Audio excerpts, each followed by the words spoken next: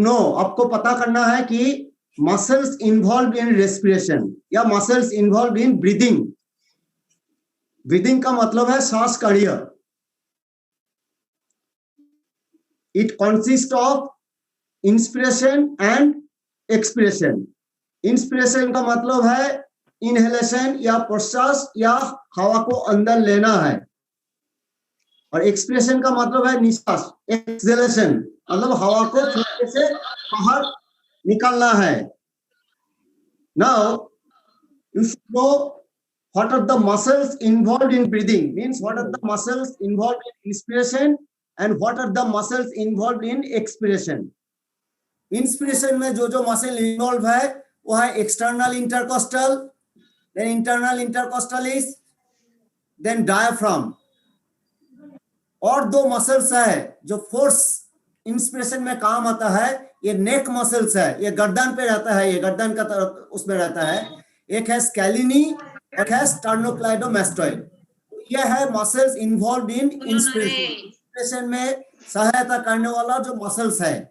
And muscles involve in expiration, expiration के दौरान मतलब सांस छोड़ते वक्त जो जो मसल काम में आता है वो है internal intercostal, of course diaphragm, then एक सम एब्डोमिनल मसल्स जैसे external abdominal oblique, internal abdominal oblique, transversus abdominis, rectus abdominis. ये सारे के सारे जो मसल्स का नाम आप फिजियोलॉजी बायोमेकेनिक्स सब्जेक्ट में आपको डिटेल्स में आपको पढ़ाया जाएगा। ये तो आप तक ये जान लो कि कौन सा मसल इंस्पिरेशन में काम आता है एंड कौन सा मसल एक्सपिरेशन में काम आता है। Till you should know the muscles, what are the muscles involved in inspiration and what are the muscles involved in expiration. Now I will come to the point, next point, that mechanism या mechanics of breathing, मतलब जो सांस कार्य की जो क्रियाविधि है। तो ब्रीदिंग जो है that is inspiration and expiration। अभी मैंने बोला। Now first let me tell you, पहले मेरे को बताने दो कि मैकेनिज्म ऑफ इंस्पिरेशन मतलब प्रश्वास की जो क्रियाविधि है। फर्स्ट क्या होता है, the contraction of external intercostal muscle and diaphragm, मतलब डायफ्राम और एक्सटर्नल इंटरकोस्टल जो पेशियां है उसका संकुचित हो जाता है। डायफ्राम क्या है, डायफ्राम एक गम्बुज जैसे है, ये डोम शेप्ड एक मसल है ये। तो क्या होता है, वो कॉन्ट्रैक्शन हो जाता है और साथ में एक्सटर्नल इंटरकोस्टल मसल जो है वो कॉन्ट्रैक्शन संकुचन होता है ये। उससे क्या होता है, डायफ्राम मूव्स डाउनवर्ड, डायफ्राम नीचे की ओर जाता है ये। मतलब जब भी कॉन्ट्रैक्शन होता है तो डायफ्राम नीचे की ओर चला जाता है। डायफ्राम नीचे की ओर जाने से क्या होता है, that enlargement of thoracic cavity, हमारा जो thoracic cavity है, जो रिब केज है, वो उसका जो आयतन है वो बढ़ जाते हैं। ये वो कैसे बढ़ जाते हैं, उसमें दो टाइप का जो पसलियां जो है, हमारा रिब्स जो है वो दो टाइप का मूवमेंट होता है। ऊपरी भाग का जो रिब्स है वो जो ट्यूबवेल का जो पाम काटता हो ऐसे ऊपर की तरफ आता है, और नीचे की तरफ जो पसलियां है उसको क्या मूवमेंट होता है, उसको जो बकेट बाल्टी का जो हैंडल होता है, आप बाल्टी उठाते हो ना नहाने का टाइम, जब बाल्टी लेके जाते हो तो बाल्टी का क्या होता है, बाल्टी जब उठाते हो बाल्टी का हैंडल क्या होता है, जब उठाओगे बाल्टी, when you lift the bucket first the handle will come forward and upward. पहले जो हैंडल है बकेट का पहले आगे की ओर आता है, उसके बाद ऊपर की ओर आता है। सिमिलरली हमारा जो नीचे की रिब्स जो है वो पहले आगे की ओर आता है और ऊपर की ओर आता है।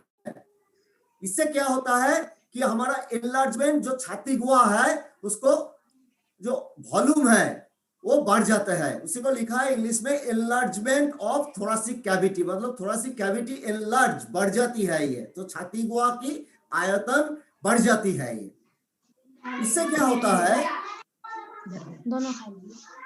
Pressure inside the lungs decrease, मतलब लंग्स का या फेफड़े का अंदर का जो हवा है उसका दबाव है वो कम हो जाती है। मैं आपको एक छोटा सा एग्जांपल दे रहा हूं। कोई एक रूम में, एक कमरे का अंदर जैसे 100 बंदे रह सकते हैं ये, अब 100 बंदे रह रहा है, वो थोड़ा सा टाइट है, 100 बंदे बहुत मुश्किल से रह रहा है। अभी वो 100 बंदे का जाएगा, अगर 50 बंदे कर दो, या थोड़ा उस 100 बंदे को, that 100 people you shift it into a bigger room, तो उसमें आराम से रह सकता है। क्यों? क्योंकि उसमें बड़ा रूम में जाने से क्या होता है, उसमें प्रेशर कम हो जाता है। तो ऐसे ही हमारा लंग्स का वॉल्यूम जब थोरासिक कैविटी का जो आयतन जब बढ़ जाती है, when the enlargement of the thoracic cavity, our lung volumes also increase। तो लंग का वॉल्यूम जब बढ़ जाती है तो क्या होता है, अंदर का जो प्रेशर है वो प्रेशर कम हो जाता है। अपने बचपन में 9th स्टैंडर्ड में पढ़ा होगा एक बॉयल्स लॉ करके। वो बॉयल्स लॉ क्या बताते हैं कि जो pressure that is inversely proportional to the volume, मतलब P वेरिजियस 1/V, मतलब इसका मतलब इनवर्सली प्रोपोर्शनल का मतलब है क्या, विपरीत अनुपातिक। इसका मतलब क्या है, अगर वॉल्यूम अगर ज्यादा हो तो प्रेशर कम हो जाता है, अगर वॉल्यूम कम हो तो प्रेशर ज्यादा हो जाती है। तो ऐसे ही तो वॉल्यूम, यहाँ पे लंग्स का वॉल्यूम बढ़ रहा है तो प्रेशर कम हो रहा है। तो जब भी लंग्स का अंदर का प्रेशर कम हो जाएगा, किसके मुकाबले, वातावरण के, the atmospheric pressure, the environmental pressure. So the lungs pressure inside the lungs it is decrease compared to the atmospheric pressure या environmental pressure, and we know that pressure, that air always it moves from high pressure to low pressure। तो वातावरण का pressure ज्यादा है, lungs का अंदर का pressure कम है, तो इसलिए क्या होता है, the environmental air moves into the lungs, मतलब environmental air जो है वो lungs का अंदर आती है। So this is the mechanism of inspiration। तो inspiration का दौरान ये सारे mechanism, एक क्रियाविधि होती है ये। Again I am telling you the first step जो है, आपको देखो ऐसे लिखना है कि breathing वो बनता है inspiration और expiration लेके। So breathing consists of inspiration and expiration। During inspiration the following event take place, मतलब प्रश्वास के दौरान या प्रश्वास के दौरान निम्नलिखित घटनाएं घटते हैं। क्या क्या घटनाएं है? फर्स्ट जो घटना है, first event, that is contraction of external intercostal muscle and diaphragm, मतलब एक्सटर्नल इंटरकोस्टल मसल और पेट पर्दा का संकुचन। उसके बाद सेकेंड इवेंट क्या है, उससे क्या होता है, डायफ्राम मूव्स डाउनवर्ड, डायफ्राम नीचे की ओर जाती है। फिर डायफ्राम नीचे की ओर जाने से क्या होता है, the enlargement of the thoracic cavity. ऐसे थोरासिक कैविटी जो है उसका आयतन जो है, छाती गुहा का आयतन बढ़ जाती है। तो छाती गुहा का आयतन बढ़ जाने से क्या होती है, आपका जो लंग्स का जो फेफड़े का जो आयतन वो बढ़ जाती है। फेफड़े का आयतन बढ़ जाने से क्या होता है, आपका pressure inside the lungs that is decreased. तो लंग्स का अंदर का प्रेशर कम हो जाता है, मतलब फेफड़े की जो भीतरी वायु का दबाव वो कम हो जाती है।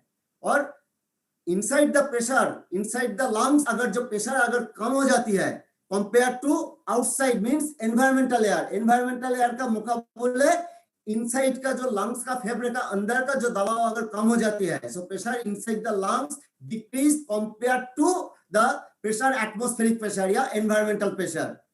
सो pressure always move from the high pressure to low pressure। So that's why the last जो घटना है आखिर में, the environmental air moves into the lungs, मतलब वातावरण की जो हवा है वो फेफड़े की अंदर आती है। यहां तक समझ में आया? Yes yes sir. इसमें कुछ पूछना है?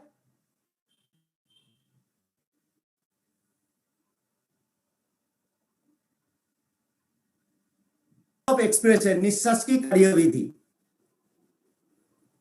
उसमें फर्स्ट स्टेप क्या है, contraction of the internal intercostal muscle and relaxation of the diaphragm. ये जस्ट उल्टा, ऑलमोस्ट उल्टा होगा। ये इंस्पिरेशन में जो हुआ था वो एक्सप्रेशन में जस्ट उल्टा होता है ये। तो उसमें एक्सटर्नल इंटरकोस्टल मसल कॉन्ट्रैक्शन हुआ था, इसमें इंटरनल इंटरकोस्टल मसल कॉन्ट्रैक्शन होगा। और डायफ्राम वहां पे कॉन्ट्रैक्शन हुआ था, यहाँ पे रिलैक्सेशन होगा। उससे क्या होगा, डायफ्राम मूव्स अपवर्ड, मतलब डायफ्राम ऊपर की ओर जाता है ये। सो डायफ्राम मूव्स अपवर्ड, डायफ्राम ऊपर की ओर जाता है। उससे क्या होता है, the depression of the ribs, ये जो पसलियां जो है वो फिर नीचे झुक जाती है। ये उसमें इंस्पिरेशन में क्या हुआ था, रिब्स का अपवर्ड मूवमेंट हुआ था, ऊपर की तरफ आया था। अभी फिर जो रिब्स जो है फिर नीचे की ओर चले जाती है, झुक जाती है ये। उसमें क्या होता है, the diameter of the thoracic cavity decrease, मतलब छाती गुहा का आयतन कम हो जाता है। तो छाती गुहा का आयतन अगर कम हो जाता है तो उसमें क्या होगा, the pressure inside the lungs increased। Same example मैं दे रहा हूं, 100 बंदे एक रूम में है, तो उसमें जितना प्रेशर है, सारे के सारे जो जितना प्रेशर क्रिएट हो रहा है रूम का अंदर, उसी 100 बंदे को, that 100 people, again you shift into a smaller room, और एक छोटा रूम में वो 100 बंदे को आपने घुसा दिया है, क्या होगा, प्रेशर फिर बढ़ जाती है उस रूम में। अगर आयतन, इसका मतलब आयतन कम हो रहा है इसीलिए प्रेशर बढ़ रहा है। Same that Boyle's law,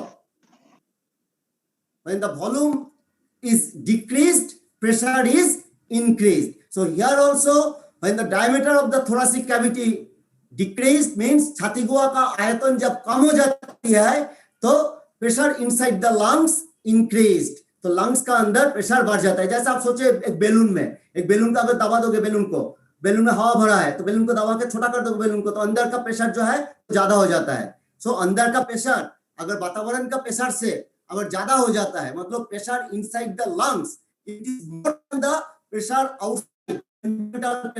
so what will happen, air moves out of the lungs, मतलब जो हवा जो है वो फेफड़े से हवा बाहर आती है। तो this is the mechanism of expiration. So together mechanism of inspiration and mechanism of expiration, so together it is called mechanism of breathing। ये सांस कार्यों की कार्यविधि है।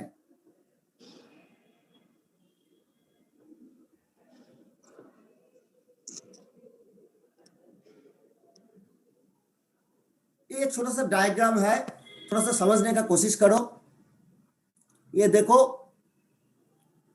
This is the normal condition.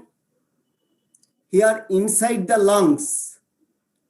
lungs pressure, that is called intrapulmonic pressure, that pulmonus, it's a Greek word or Latin word, I don't know, pulmonus का मतलब है lungs, so that's why intrapulmonary pressure, मतलब इसको बोलता है lungs का pressure inside the lungs, that is 760 millimeter of mercury। Atmosphere जो वातावरण में है वो भी 760 है, इसीलिए हवा ना अंदर जा रही है ना लंग्स से बाहर आ रही है। तो इंस्पिरेशन का दौरान क्या हो रहा है, देखो, और अंदर का जो प्रेशर है ये वॉल्यूम बढ़ रहा है, लंग्स का वॉल्यूम बढ़ जाने से अंदर का जो प्रेशर कम हो गया, देखो 758 हो रहा है ये, तो बाहर से हवा ये अंदर आ रही है। Same thing happened during expiration, when the lung volume decrease,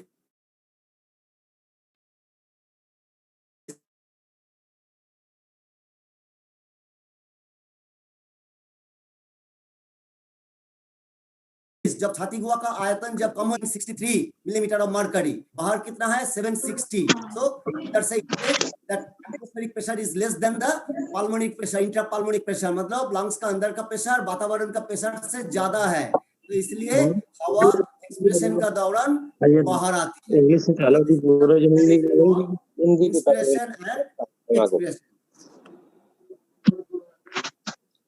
अभी वो ऑनलाइन होना तो बड़ा है, ना है बात, पर म्यूट करवा दो।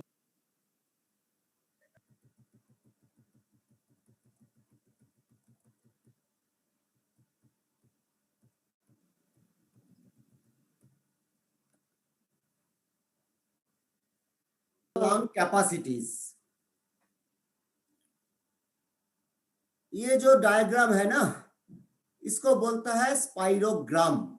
स्पाइरोग्राम का मतलब क्या है, the activity of the lungs, the recording of the activity of the lungs, मतलब लंग्स का जो एक्टिविटी है उसका रिकॉर्डिंग को बोलता है स्पाइरोग्राम। जो ग्राम जो वर्ड आएगा ना, इसका मतलब रिकॉर्डिंग है। जैसे कि आपने नाम सुना होगा ईसीजी, ईसीजी का मतलब है इलेक्ट्रोकार्डियोग्राम, इलेक्ट्रोकार्डियोग्राम का डेफिनेशन है, मतलब ईसीजी का परिभाषा जो है, that is the recording of the electrical activity of the heart from the surface of the body.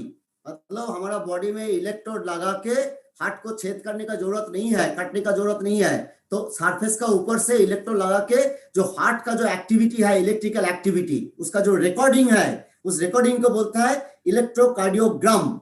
और जो मशीन है, जिस मशीन से वो नापा जाता है इलेक्ट्रोकार्डियोग्राम, ये नापा जाता है, ये देखा जाता है electrocardiogram, that machine is called electrocardiograph and the technique is called electrocardiography. Similarly, here the spirogram means recording of the activity of the lungs, and that instrument that is called spirograph, and the technique is called expirography.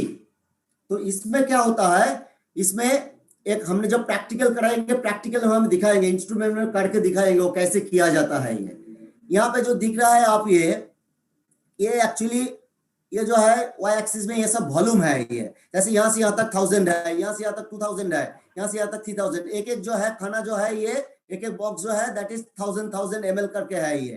तो यहाँ से देखो, यहाँ से यहाँ तक that is लगभग 500 ml है। तो this is during inspiration,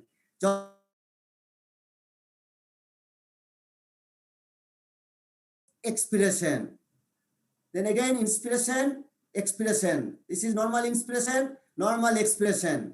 This is force inspiration, then this is the expiration. जितने इंस्पायर किया है उतना एक्सपायर किया है आपने। Again this is the normal inspiration, normal expiration, normal inspiration, normal expiration.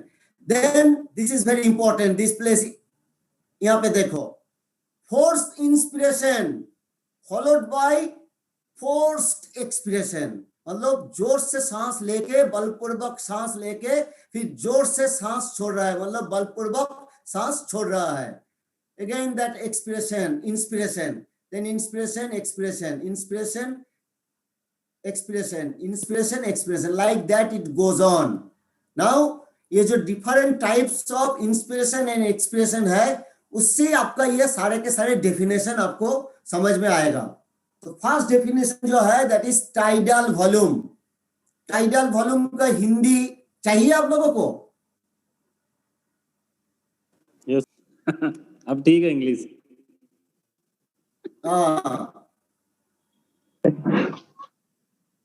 Inspiratory reserve volume, प्रशासन आरक्षित आयतन। एक्सपिरेटरी रिजर्व वॉल्यूम, निश्वासन आरक्षित आयतन। वाइटल कैपेसिटी, जैव धारिता।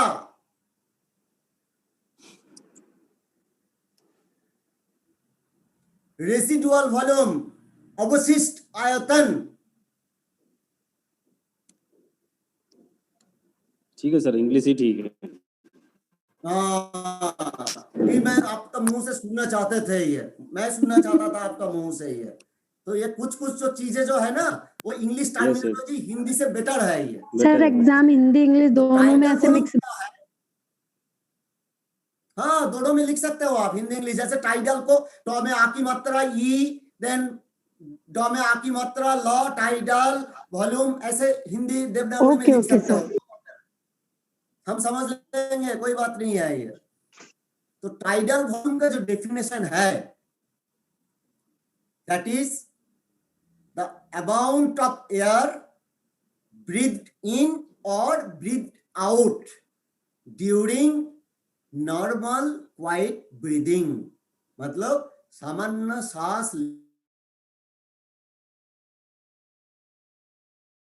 Called tidal volume.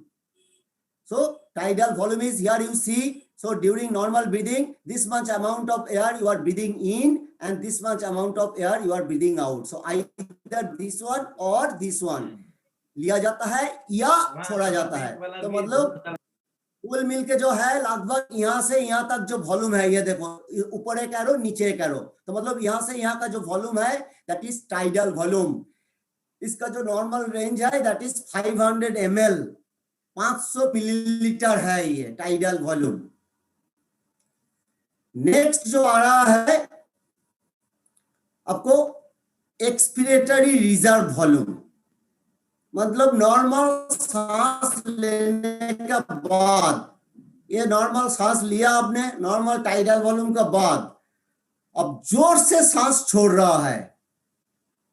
Okay, so normal वक्त हवा की वो मात्रा है जो नॉर्मल सांस लेने के बाद बलपूर्वक या जोर से सांस छोड़ते वक्त बाहर छोड़ा जाता है। So that is called expiratory reserve volume, मतलब नॉर्मल से कितना ज्यादा आप छोड़ रहा है। अब नॉर्मल में इतना छोड़ रहा है, 500 ml छोड़ रहा है नॉर्मल में, यहां से यहां तक छोड़ रहा है नॉर्मल में, लेकिन फोर्स एक्सप्रेशन में अब नॉर्मल से इतना ज्यादा आप छोड़ रहा है। ये देखो, मतलब ये एरो देखो, यहां से यहां तक जो है ये, so from here to here, मतलब नॉर्मल टाइडल वॉल्यूम से एक्सेस जो हवा एयर अब बाहर छोड़ रहा है।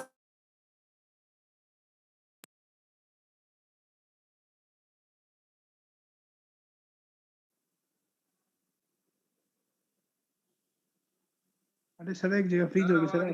हेलो सर आप एक जगह freeze. Full expiration, full expiration, the amount of excess amount of air breathed out more than the normal tidal volume. So during forceful expiration, the excess amount of air breathed out more than the normal tidal volume is called expiratory reserve volume। मतलब expiratory reserve volume का मतलब है कि हवा की वो मात्रा है जो बलपूर्वक या जोर से सांस छोड़ते वक्त नॉर्मल या सामान्य टाइडल वॉल्यूम से ज्यादा मात्रा में छोड़ा जाता है। So that amount of air, उसी मात्रा को हवा को बोलता है expiratory reserve volume. Next comes inspiratory reserve volume, just reverse. Here you see this is the normal inspiration, okay, उसके बाद normal expiration. Now from here this is forceful inspiration, मतलब आप यहां से यहां तक जोर से सांस ले रहे हो। अब जोर से सांस लेते वक्त या बलपूर्वक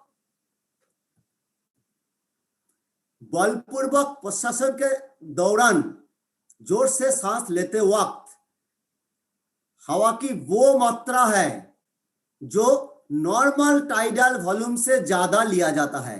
मतलब आप टोटल जोर से सांस लेते वक्त total you are taking from here to here, but during normal breathing you are taking from here to here. So normal tidal volume से from here to here this amount, यहां से देखो एरो यहां से यहां तक का है ये, तो मतलब फ्रॉम हियर टू हियर, फ्रॉम यहां से यहां तक जो हवा है, so that amount of air this is called inspiratory reserve volume.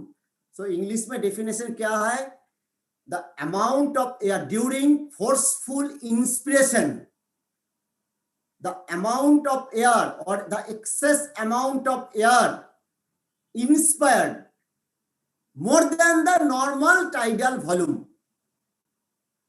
मतलब हवा की वो मात्रा है, ज्यादा से ज्यादा हवा की वो मात्रा है जो जोर से सांस लेते वक्त नॉर्मल टाइडल वॉल्यूम से ज्यादा लिया जाता है। So that is called inspiratory reserve volume. प्रश्वासन आरक्षित आयतन, now this is very important for a particular sports populations. It is very important, that is vital capacity. The vital capacity is, see here you see what is this? This is forceful inspiration, उसके बाद क्या हो रहा है? forceful expiration. तो यहां से आपका डेफिनेशन आ जाता है वाइटल कैपेसिटी का।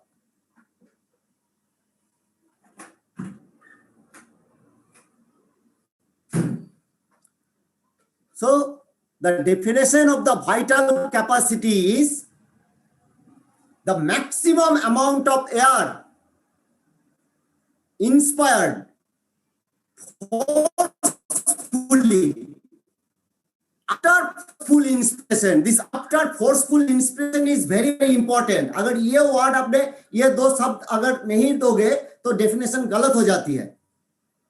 That means after forceful inspiration, the maximum amount of air expired during forceful expiration. So that amount is called vital capacity. मतलब बलपूर्वक प्रश्वसन के बाद, मतलब जोर से सांस लेने का बाद और जोर से सांस छोड़ते वक्त, बलपूर्वक सांस छोड़ते वक्त हवा की वो मात्रा है जो हमारा फेफड़े से बाहर छोड़ी जाती है, सो उसे कहता है vital capacity.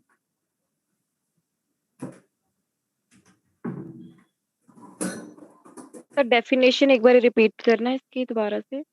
Which definition? Vital capacity. Yes sir. The maximum amount of during forceful expiration, the maximum amount of air expired after forceful inspiration. This after forceful inspiration, ये तीन शब्द जो है ना ये बहुत इंपॉर्टेंट है। The maximum amount of air expired during forceful expiration after maximum inspiration. यहाँ पे ध्यान दो, the maximum amount of air expired during forceful expiration. कब? After maximum inspiration. So that amount of air is called vital capacity. मतलब जोर से सांस लेने का बाद और जोर से सांस छोड़ते वक्त, जोर से सांस लेने का बाद जोर से सांस छोड़ते वक्त जो हवा बाहर छोड़ी जाती है, यहां से यहां तक, from here to here. So यहाँ पे एरो देखो, from here to here. So this is called vital capacity. ये जो वाइटल कैपेसिटी है that is for the normal person, sedentary group, जो एक्सरसाइज वगैरह नहीं करता है, जो एक्टिव स्पोर्ट्स में इन्वॉल्व नहीं है, उनके लिए 3 to 4 लीटर है। लेकिन स्पोर्ट्स पर्सन के लिए, जो खिलाड़ी है, उनके लिए 4 to 6 लीटर ये देखा गया है। जैसे कि कुछ गेम जो है जहां पे ब्रीथ होल्डिंग इन्वॉल्व है, जैसे स्विमिंग है, वॉइस क्लियर है, कबड्डी प्लेयर्स है। कबड्डी प्लेयर्स में जब 30 सेकंड्स के लिए रेडिंग होता है ये, तो उसमें आपको ब्रीथ होल्ड करना पड़ता है, ब्रीथ होल्डिंग। ऐसे तो अब मैंने देखा है ये कबड्डी करते करते हवा तो सांस तो लेते रहता है, मैंने देखा है। ये पता नहीं है उसको कैसे ये रेफरी ये नजरअंदाज कर देता है, ये आपका रूल क्या कहता है मेरे को पता नहीं है, लेकिन रूल में 30 सेकंड है sir. there is no any that breath holding, you are not supposed to breathe in and breathe out। तो इसलिए ये देखा गया, रिसर्च से ये देखा गया, जो स्विमर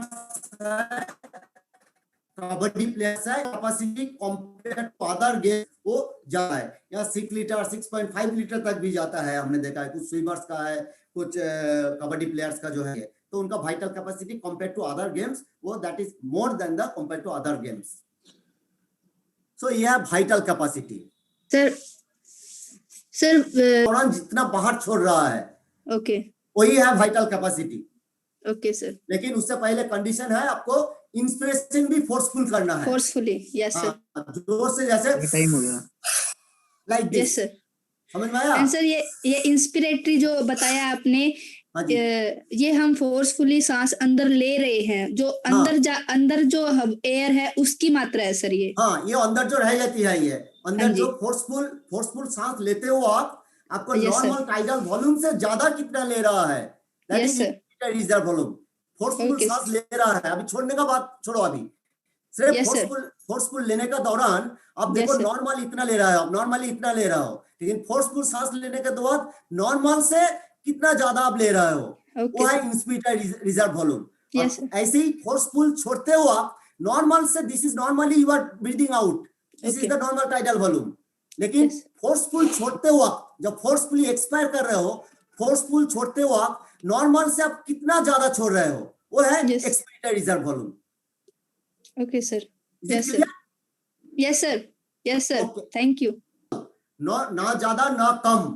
तो नॉर्मल ब्रीदिंग के दौरान एक सांस लेते वक्त जितनी मात्रा में हवा लिया जाता है या छोड़ा जाता है उसे कहता है टाइडल वॉल्यूम। मतलब सामान्य सांस क्रिया दौरान एक ही बार सांस लेते वक्त या छोड़ते वक्त जितना हवा लिया जाता है या छोड़ा जाता है उसे कहता है tidal volume. Next comes to residual volume. Residual volume जो है दैट इज ये जो वाइटल कैपेसिटी का बाद, मतलब मैक्सिमम एक्सप्रेशन का बाद कुछ ना कुछ हवा हमारा लंग्स का अंदर रह जाती है। The amount of air remains inside the lungs after forceful expression. मतलब फोर्सफुल एक्सप्रेशन का बाद जैसे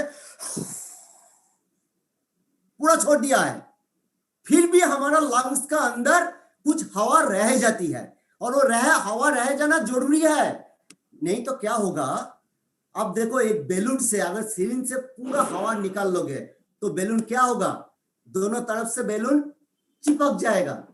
तो ऐसी लंग्स से अगर पूरा हवा बाहर खींच लोगे तो लंग्स का अंदर एल्वियोलस है, वो एल्वियोलस क्या होगा, लंग्स का जो है वो चिपक जाएगा, और लंग्स का चारों तरफ का जो वॉल है वो एक दूसरे से चिपक जाएगा। उसे इंग्लिश में बोलता है कोलैप्स ऑफ द लंग्स। तो उससे बचने के लिए कुछ amount of air should be inside the lungs, the some amount of air it should be inside the lungs. क्यों? क्योंकि हमारा तो ब्लड कंटिन्यूअस फ्लो हो रहा है, और हमारा ब्लड को क्या चाहिए, कार्बन डाइऑक्साइड को बाहर छोड़ना है और ऑक्सीजन को अंदर लेना है।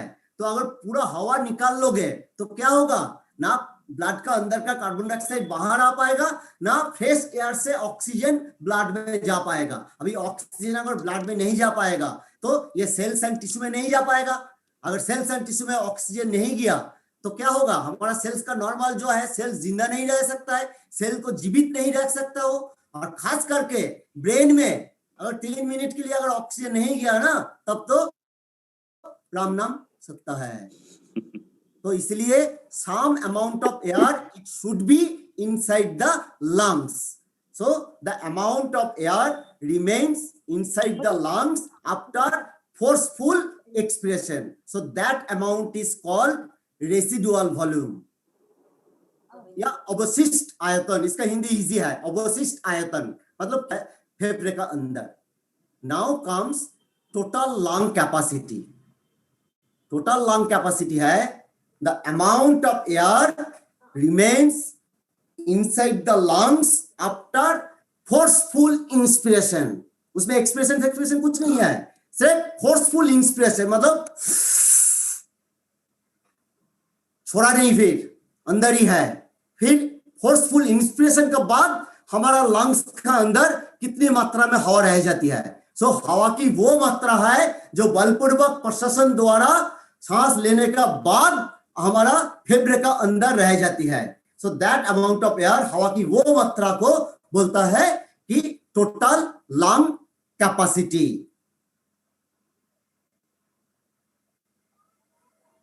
तो यह है different lung volumes and lung capacities. और एक रह गया है जो शुरू में किसी ने पूछा था कि फंक्शनल रेसिडुअल कैपेसिटी। किसने पूछा था? ये